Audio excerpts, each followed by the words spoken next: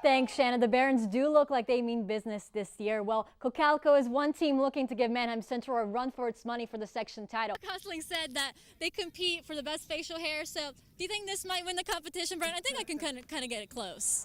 Romero was set to start a new job as a car salesman when UVA head coach Mike London gave him the keys to a new future, one that would drive him back to Scott Stadium. A good Wahoo faithful crowd here today. How big was this today?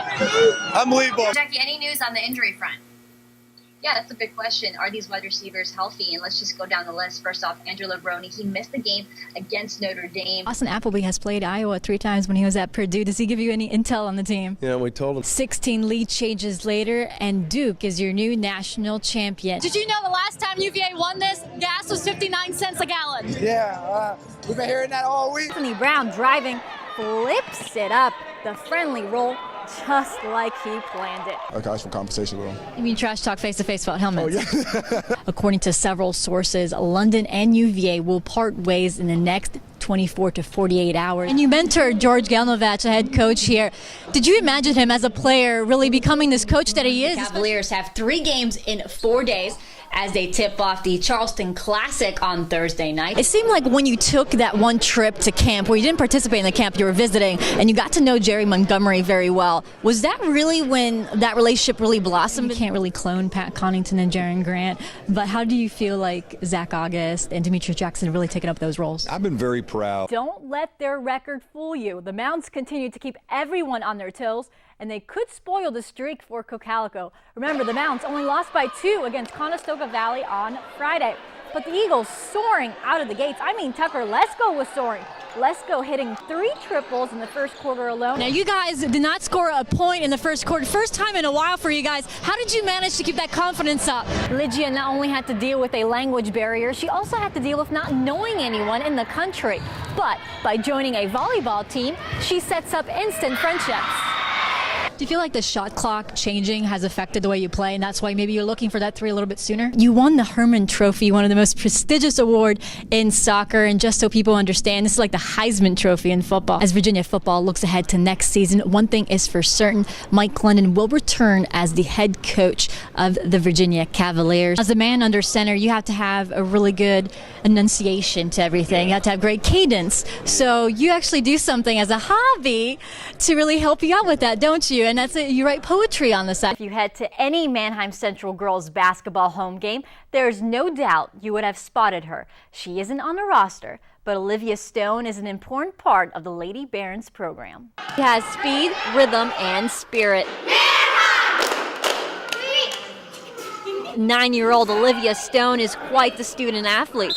At basketball camp, she was named the MVP for 3rd grade and won the elbow-to-elbow shooting competition. 5, 6, 7, 8. This winter, she is not only hitting the hardwood for her elementary school squad, she is also training for a national cheerleading competition. She wants to be out there and be a part of a team and try hard, and she's got pretty much confidence. Confidence despite a potentially debilitating birth defect. Olivia, born with shorter arms and 4 fingers. But that does not dictate who she is or where she is going. Unsure in the beginning, certainly how things were going to play out. But it didn't take long for us to get to the point where, yeah, she's going to be able to do whatever she wants to do. I first met her, it was last June. It was just after I got hired. And immediately I thought, well, you know, how am I going to adapt this camp for her? And you know what? She wants no adaptations, no modifications, no excuses. She was playing and being aggressive, and she's super fast, and we're like, wow, this girl can play like everyone else can. I knew immediately when she started playing that she was going to be, you know, the top star on the team. She lit up the camp. I mean, she lit it up. When I went to that camp, and I had all that fun playing with the basketball players and playing with Coach McCabe, I think that was fun, and I thought I could play next year. It was. So I thought I was going to play. Olivia not only plays basketball this season, she also manages the Lady Barons team. Sitting right here on this bench, she hands out towels and water to her role models. But if you ask the girls on the court, the real role model is Olivia. She won't let people think anything less of her. And when she knows that someone is thinking that maybe she can't do it, she proves them wrong every time. I've been coaching and teaching for almost 30 years now, and at times I get I get tired. When I met her in June, it really kind of changed me and gave me a lot of inner energy and enthusiasm for life. She's such an inspiration, I think. Just not even because of what she's gone through, just because of how her attitude is and how her personality is. She'll be someone I'll remember forever. And I'll tell stories about her because she's just really motivating. A story that began 9 years ago continues to be written. When she was little, we would see how she would touch people's lives. And as she's getting older, we're seeing that more and more, how she really is truly special. Great kid. And this world is just a better place with Olivia Stone in it. If you know anything about the Hunger Games, this next sport needs no introduction. Archery is one of the fastest growing sports in the world, especially among young girls. And with Team USA bringing home a silver medal in the Olympics, many are taking aim. When she has a bow and arrow in her hands, Cassandra Maldonado is the girl on fire. Started shooting, fell in love with the sport. Cassandra, taking aim for the last 8 years, is part of a junior Olympics team. Now others around the nation and in Lancaster County are also taking aim after Hollywood blockbusters like The Hunger Games and Brave. We had a lot more new kids come in with their own little bows saying, I want to try this, can you teach me? It just kind of inspires you to do a little bit more. Have this sort of desire to want to match up to these people. They go out, they end up falling in love with it, and it just keeps going on and on. The Hunger Games fever hitting the Olympics. Archery drawing the highest audience during the Summer Games on cable, beating out even basketball.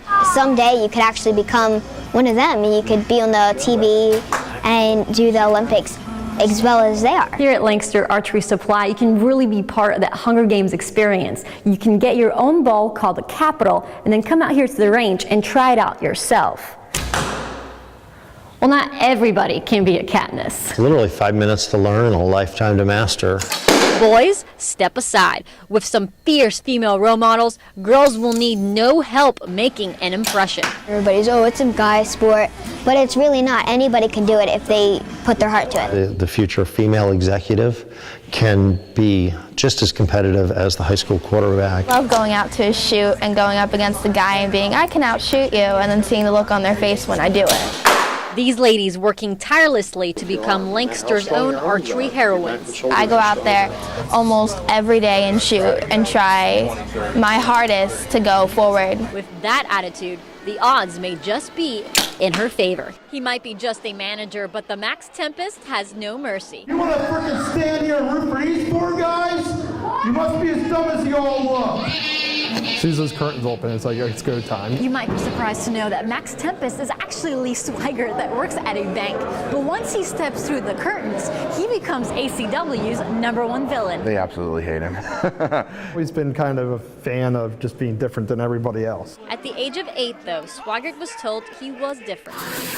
Swigert has muscular dystrophy, a disease that causes muscle weakness and the loss of muscle tissue, confining him to a wheelchair. Shot any deal of becoming a football player or baseball player or any of that stuff. Tag in Atomic Championship Wrestling. The wrestling company, headed up in Stevens, PA by Tate Hammer, is the one place young aspiring wrestlers can come and learn their trade. We only had one place to wrestle, and we were wrestling for the company that we were trained with. And I decided, to try. Why not try to promote a show? They get to be a star, and this ring makes them feel that way, and it's amazing that they come out here and totally transform who they really are to becoming these characters. It's very therapeutic, actually. All the guys look forward to it, after working a 9 to 5, Monday through Friday. Getting under people's skin and making them almost forget that I'm in a wheelchair is what the greatest feeling in the world. It's not the back-breaking slams that keeps these guys coming back. It's the sweet chin music coming from the fans. You have to refrain from breaking character sometimes. From just laughing at some of the stuff. And fans are creative. Just to see how they react the first few times when they're new fans and stuff, it's kind of priceless. As far as Swigert's future, he says he isn't sure if being a face will ever be his calling. Maybe someday the fans will like me, I don't know, but that's their choice. If it comes down to the fact that someday I have to change my ways, then I will. What's for sure, Swiggert's dream not down for the 3 count. It takes a lot for Florida football to get ready to play here at the Swamp on Saturdays, but at the home of Gatorade, they have a secret weapon in the mix.